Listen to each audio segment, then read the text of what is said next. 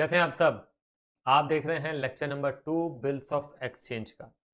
पिछले लेक्चर में हमने क्या पढ़ा था, एक बार फटाफट रिवाइज कर लेते हैं। हमने सबसे पहले देखा था प्रोमिसरी नोट। प्रोमिसरी नोट किसे कहते हैं? एक रिटन अनकंडीशनल क्या होता है? प्रॉमिस होता है।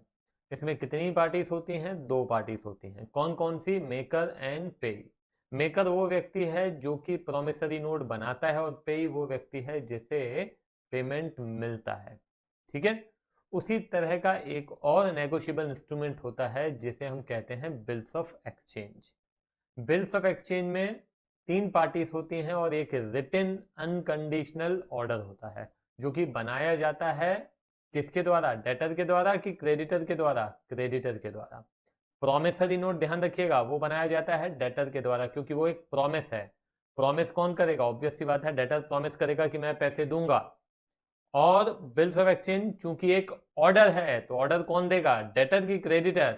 ऑब्वियस सी बात है, क्रेडिटर ऑर्डर देगा डेटर को कि आप मुझे पैसे दो। ठीक है।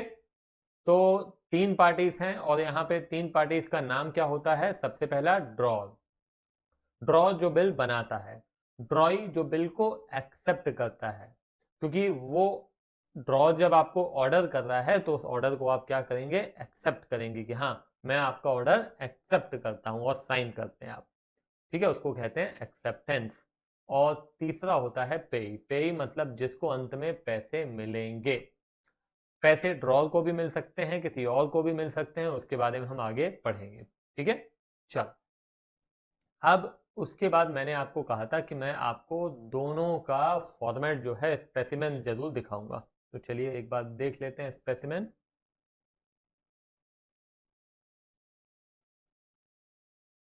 ये देखिए, सबसे पहले आप बिल्स ऑफ एक्सचेंज का स्पेसिमेन देखिए क्या लिखा हुआ है।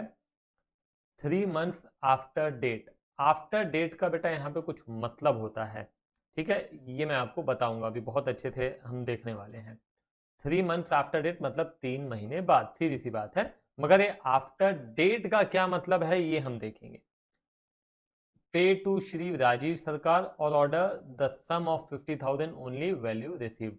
ठीक है, ये आपका ऑर्डर करने वाले व्यक्ति का नाम है रोहिबाद बैनर्जी। ठीक है, ये क्या है? जिसने बिल्स ऑफ एक्सचेंज बनाया है। और ये Shri N N Dutta Gupta, park street Kolkata West Bengal. Shri रोहिबाद Banerjee has order Shri N N Dutta Gupta to pay 50,000 to Shri Rajiv सरकार। ठीक है। If the order is acceptable to Shri N.N. Datta Gupta, he will write across the bill as follows: Accepted N.N. Datta Gupta। चलो यहाँ पे देखना, bill बनाने वाले व्यक्ति का नाम है रोहिबाद बैनर्जी। ठीक है, ये कौन है? ये है आपका ड्रॉ। ठीक है। और ये जिस व्यक्ति को ऑर्डर दिया गया है जो एक्सेप्ट करेगा आगे चल के, वो हो जाएगा आपका ट्रॉय। और पैसे हमें किसको देने हैं? श्री राजीव सरकार को देने हैं। तो ये राजीव सरकार क्या हो गया? ये हो गया आपका पे। तो ये तीनों पार्टीज आपको समझ में आ गई है? पे जिसको पैसे दिए जाएंगे, ड्रॉ जिसने ऑर्डर दिया है, और ड्रॉई जो कि आपके ऑर्डर को एक्सेप्ट कर रहा है। तो जब एक्सेप्ट करेगा तो वो क्या करेगा? He will write across the bill as follows accepted, और फिर अपना नाम लिखेगा, साइन करेगा, डेट डालेगा। Getting my point? समझ में आई बात? अब ये हो गया आपका बिल्स ऑफ एक्सचेंज का स्पेसिमेन। अब आप देखिए प्रोमिसरी नोट। प्रोमिसरी नोट में 3 months after date we promise to pay messrs Tarachand and company or order a sum of 20,000 rupees with interest at 12% per annum value received. ठीक है, ये राजपॉल क्या कर रहा है? ये प्रॉमिस कर रहा है। तो ये कौन हो गया? ये हो गया मेकर। और पैसे किसको देने हैं? पैसे देने हैं मेसर्स ताराचंद को। तो मेसर्स ताराचंद क्या हो गया? ये है आपका पे, जिसको पैसे दिए जाएंगे। बस, तो यहाँ पे 2 ही पार्टीज हैं, है ना, राज एंड पॉल, और दूसरा है messrs Tarachand and company. Clear है? तो ये हो गया आपका स्पेसिमेन। एक केवल आपको समझाने के लिए यहाँ पे कि वाकई में होता कैसे है आपका प्रोमिसरी नोट और बिल्स ऑफ एक्सचेंज। ठीक है, अब हम आगे बढ़ते हैं और हम अब देखेंगे calculation of date of maturity. किस तरीके से डेट ऑफ मैच्योरिटी का कैलकुलेशन होगा। क्वेश्चन के अंदर यदि आपसे पूछा जाएगा कि बताओ ये जो बिल है ये कब मैच्योर होगा, तो आप कैसे फाइंड करेंगे। फॉर एग्जाम्पल चलो ये वाला बिल है, ये 15 मार्च 2019 आप देख रहे हैं ये बनाया गया है, ठीक है, और ये बोला जाता है ये कितने महीने का बिल है, 3 महीने का बिल है, तो ये मैच्योर कब होगा ये कैसे फाइंड करेंगे। तो ये फाइंड करने के लिए पहले तो आपको बिल को अच्छे से पढ़ना पड़ेगा, यहां पे क्या लिखा है ये देखना जरूरी है।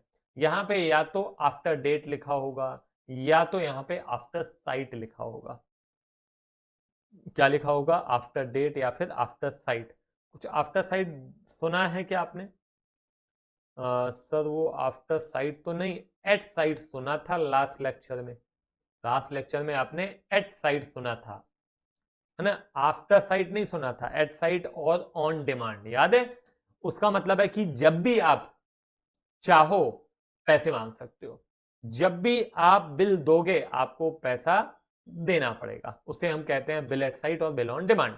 मगर यहां पे मैं जो कह रहा हूं वो कह रहा हूं बिल आफ्टर डेट या फिर आफ्टर साइट, ये दो नए टर्म्स हैं जो कि इस्तेमाल होते हैं जब हम डेट ऑफ मैच्योरिटी का कैलकुलेशन करते हैं। Getting my point.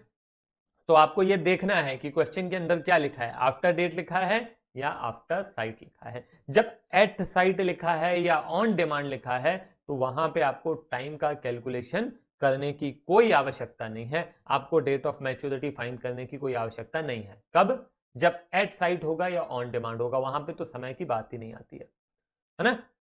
समय की बात कब आएगी, जब आफ्टर डेट या आफ्टर साइट शब्द का इस्तेमाल होगा। क्लियर है। तो देखो मैं आपको बता रहा हूं, आफ्टर डेट यदि है, यदि आफ्टर डेट है तो हम क्या करेंगे, if the bill is after date then the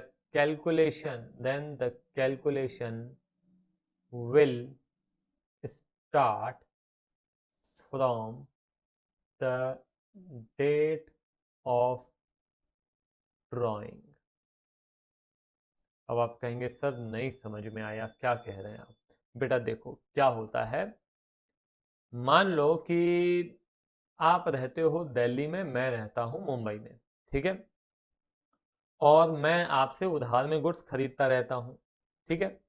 मैंने आपसे उधार में गुड्स खरीदे, मैंने आपको ऑर्डर किया, मैंने कहा कि भाई आप मुझे गुड्स भेज दें। आपने 15 ऑफ मार्च को मुझे गुड्स भेजे, ठीक है, कितने के, 5,000 रुपए के गुड्स भेजे 15 मार्च को, ठीक है। 15 मार्च को जब आप मेरे को गुड्स भेज रहे हैं तो गुड्स के साथ में आप मुझे बिल्स ऑफ एक्सचेंज भी भेज रहे हैं कि भाई आप मुझे ये साइन करके दो, एक्सेप्ट करके दो, ठीक है। आपने बिल कब बनाया, आपने बनाया 15 ऑफ मार्च को, मेरे पास गुड्स और आपका जो बिल्स ऑफ एक्सचेंज है वो पहुंचे 19 ऑफ मार्च को, ठीक है। अब 19 ऑफ मार्च को ही मैंने उस बिल को क्या किया, मैंने उस बिल को एक्सेप्ट किया, लिख दिया उसमें एक्सेप्टेड, और ये 15 मार्च को आपने क्या किया है, बिल ड्रॉ किया है, और आपने क्या किया, मैंने क्या किया, एक्सेप्ट किया और फिर आपको वापस भेज दिया। तो आप देखिए कि यहाँ पे डेट ऑफ ड्रॉइंग 15 मार्च है और डेट ऑफ एक्सेप्टेंस 19 मार्च है, दो अलग अलग डेट हो गई। बिल बनाया गया है 2 महीने के लिए, ठीक है। तो अब 2 महीने कब से कैलकुलेशन स्टार्ट करेंगे, हम कैलकुलेशन क्या 15 मार्च से करेंगे या 19 मार्च से करेंगे, तो it will depend, it will depend कि क्वेश्चन के अंदर क्या लिखा हुआ है, क्वेश्चन के अंदर आफ्टर डेट लिखा है या फिर आफ्टर साइट लिखा है। Getting my point what I am saying. मैं कह रहा हूं कि आप कैलकुलेशन 15 मार्च से करेंगे या 19 मार्च से करेंगे, ये इस बात के ऊपर डिपेंड करेगा कि क्वेश्चन में आफ्टर डेट लिखा है या आफ्टर साइट लिखा है। देखिए यदि आफ्टर डेट होगा तो कैलकुलेशन यहां से शुरू होगा, और यदि आफ्टर साइट होगा तो कैलकुलेशन यहां से स्टार्ट होगा। गेटिंग, ठीक है, ये इस बात का आपको ध्यान रखना है। तो आफ्टर साइट मतलब calculation will start from acceptance, और आफ्टर डेट मतलब calculation will start from date of drawing.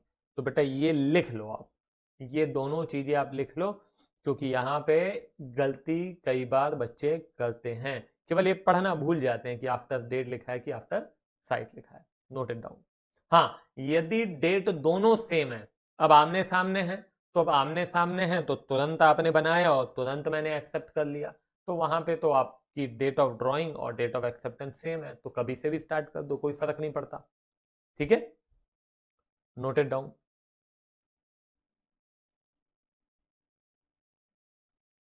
चल, अब एक और ज्ञान की बात करते हैं।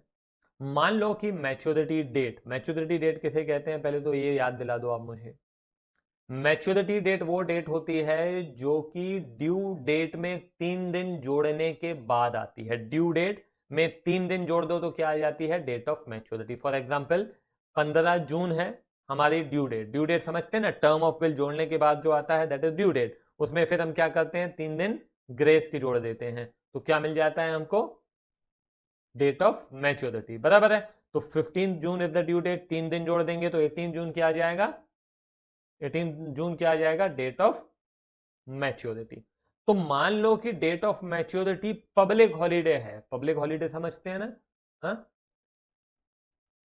26 जनवरी, 15 अगस्त, 2 अक्टूबर, ये क्या है, पब्लिक हॉलीडे है, सबको मालूम है पब्लिक हॉलीडे। तो यदि पब्लिक हॉलीडे आता है तो पेमेंट कब की जाएगी, तो पेमेंट एक दिन पहले की जाएगी या एक दिन बाद में की जाएगी। ऑब्वियस सी बात है, आपको पब्लिक हॉलीडे पहले से मालूम है, तो वहां पे पेमेंट जो है वो एक दिन पहले की जाती है। इस बात को आपको याद रखना है। The bill will be payable on the preceding day. Preceding day मतलब एक दिन पहले। एग्जाम्पल भी यहाँ पे दिया हुआ है, if the due date is 2 October, the bill will be payable on 1 October. Note it down. ज्यादा है तो लेक्चर को पॉज करें और से नोट डाउन करें।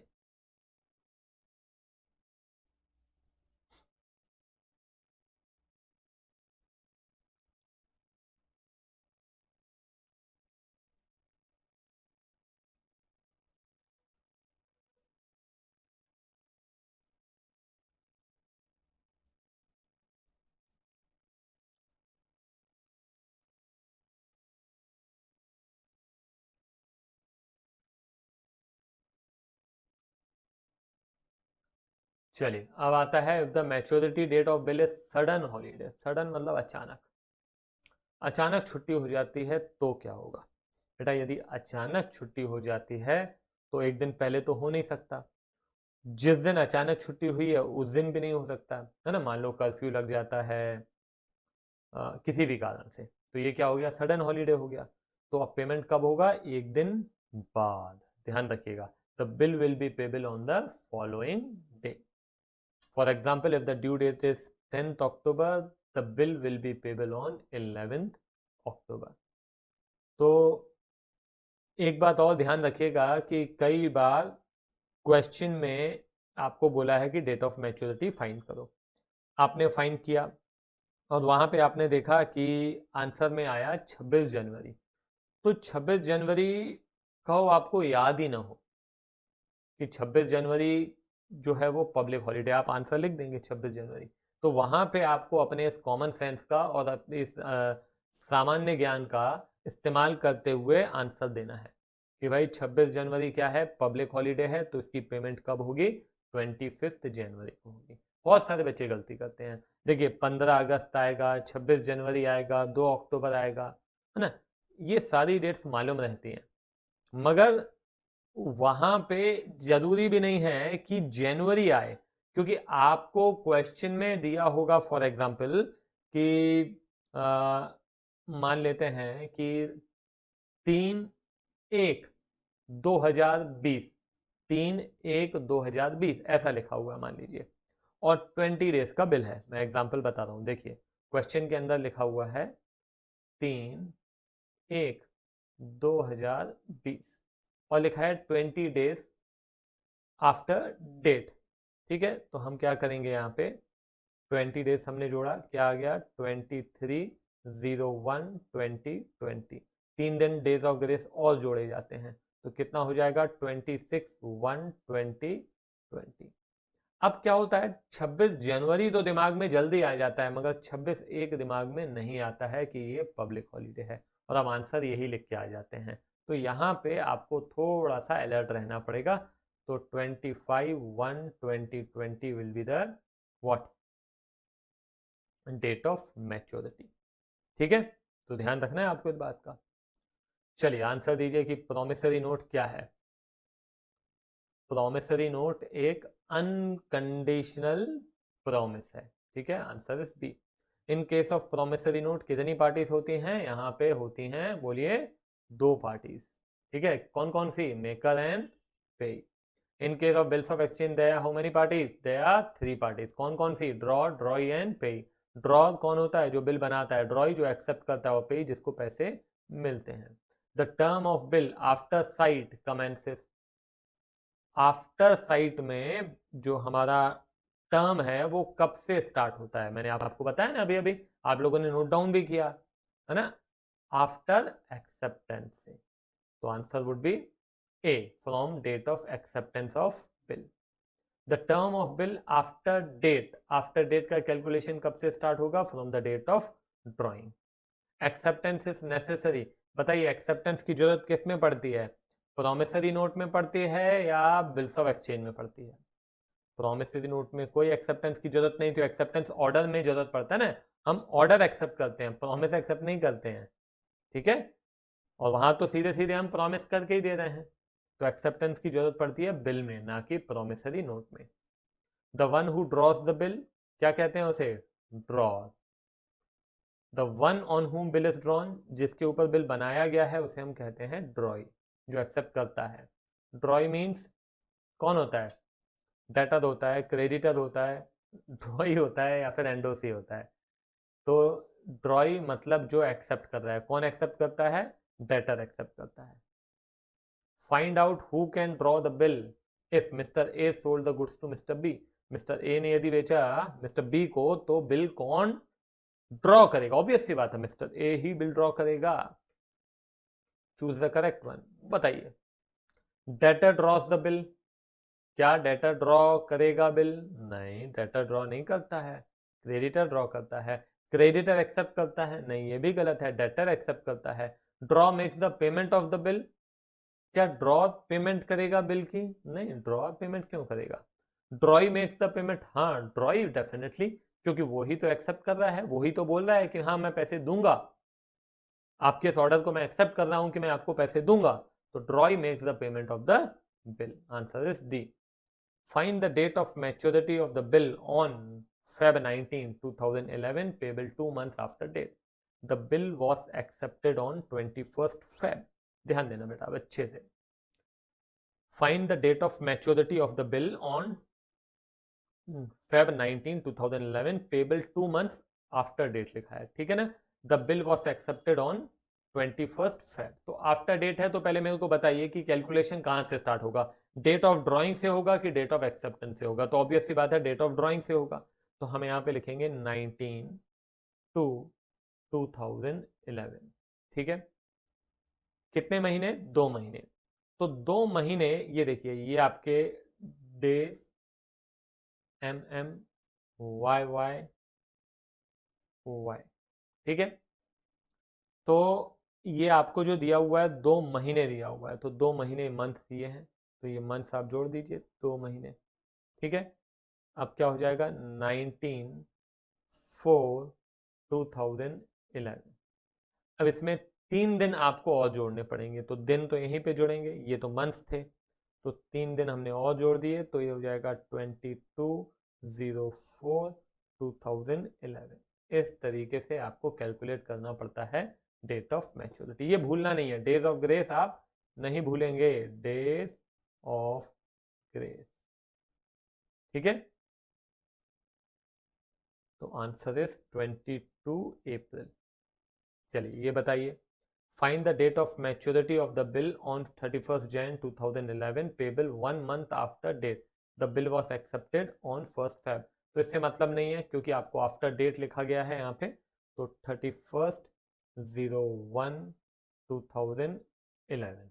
ठीक है, ये आपका TDMMYY। ठीक है, एक महीने बोल रहा है, तो हम सीधा सीधा 1 महीने यहाँ पे ये ले लिया। ठीक है, अब 31 फैब तो होता नहीं है, 31 फैब नहीं होता है, तो क्या होता है, 28 फैब होता है। ठीक है, 28 फैब होगा, सीधे सीधे 1 महीने बाद। अब उसमें क्या करना है, 3 दिन और जोड़ने हैं, तो 3 दिन ये जोड़े जाएंगे। ठीक है, तो 3 दिन यदि हम जोड़ते हैं, फैब आपका खत्म हो चुका है। अब फैब खत्म हो गया, मार्च स्टार्ट हो गया, तो 1 मार्च, 2 मार्च, 3 मार्च, तो 3/3/2011, 3/3/2011, ये है आपका आंसर। इस तरीके से कैलकुलेशन करना पड़ेगा।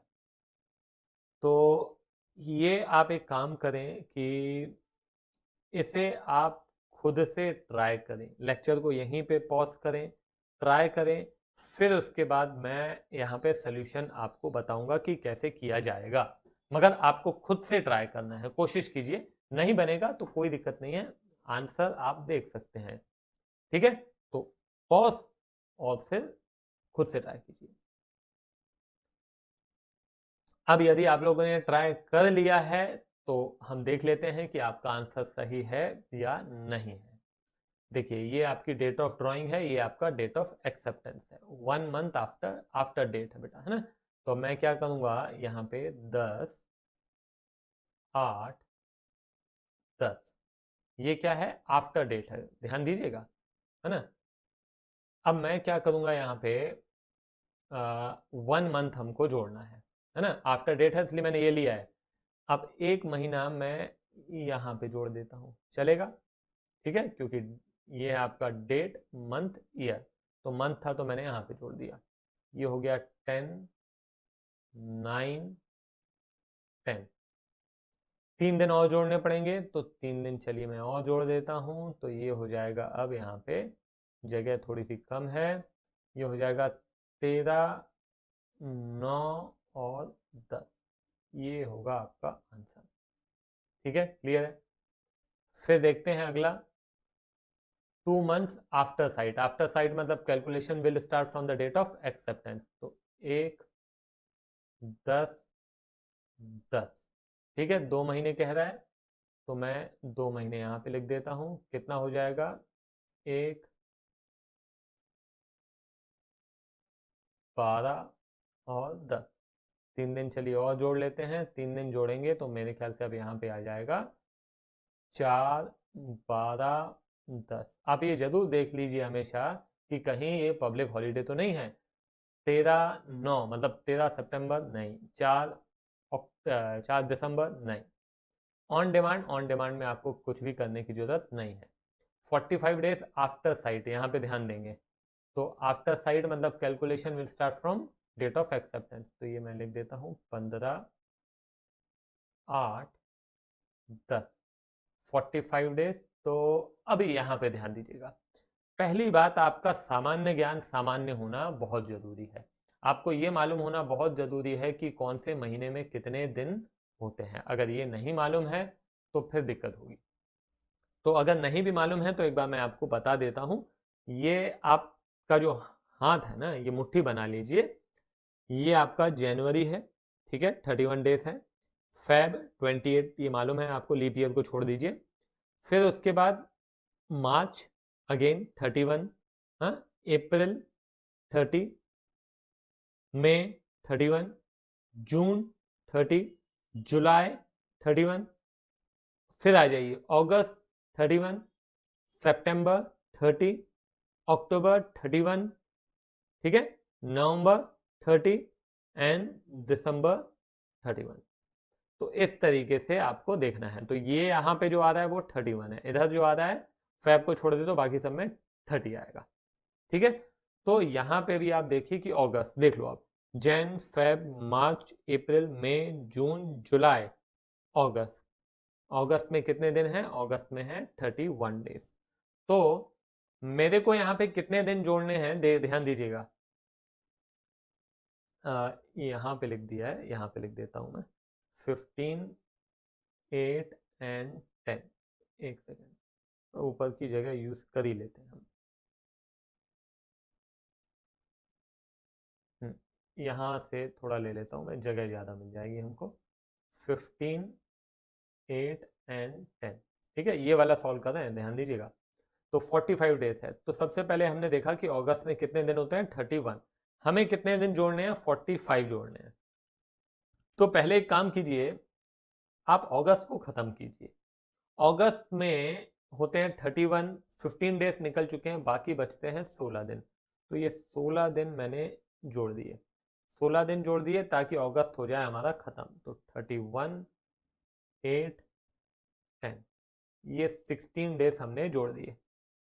कितने में से, 45 डेज थे जिसमें से 16 जोड़ दिए, बाकी बचे 29 डेज। अब 29 डेज में और जोड़ता हूं, अगस्त तो आपका हो गया। अब आ जाते हैं हम 29 डेज अगर हम जोड़ देंगे तो हो जाएगा आपका सितंबर। तो 29 सितंबर 2010। ठीक है, क्या खत्म हो गया, नहीं, 3 दिन और जोड़ने हैं। तो सितंबर में कितने दिन होते हैं, अगस्त में होते हैं 31, तो सितंबर में होंगे कितने, 30। तो मैं एक काम करता हूं, 3 दिन जोड़ने हैं डेज ऑफ ग्रेस, एक दिन आप दे दो तो आपका सितंबर भी खत्म हो जाएगा। और फिर 2 दिन और जोड़ लीजिए, 2 डेज। तो कितना हो जाएगा, 2, बताइए क्या, ये हो जाएगा 2 अक्टूबर। मगर 2 अक्टूबर होता है गांधी जयंती, तो गांधी जयंती होती है, इसीलिए ये हो जाएगा आपका 1 अक्टूबर। ये ध्यान रखना है बेटा, ठीक है। तो 1 अक्टूबर इज द आंसर। उसके बाद आइए 20 डेज आफ्टर डेट, तो यहां से स्टार्ट करते हैं, 13, 1, 10। ठीक है, 13, 1, 10। तो आफ्टर डेट है 20 दिन, मैं यहाँ पे 20 दिन जोड़ दे, सॉरी 20 दिन यहाँ पे।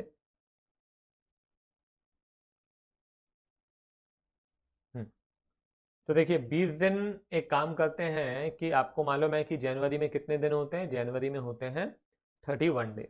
20 डेज तो हम जोड़ नहीं सकते हैं, 20 डेज कहाँ से जोड़ेंगे। तो 31 डेज होते हैं, मतलब आपको कितने दिन चाहिए, आपको चाहिए 18 दिन इस मंथ को कंप्लीट करने के लिए। तो 18 दिन आपने जोड़े, 31, 1, 2010।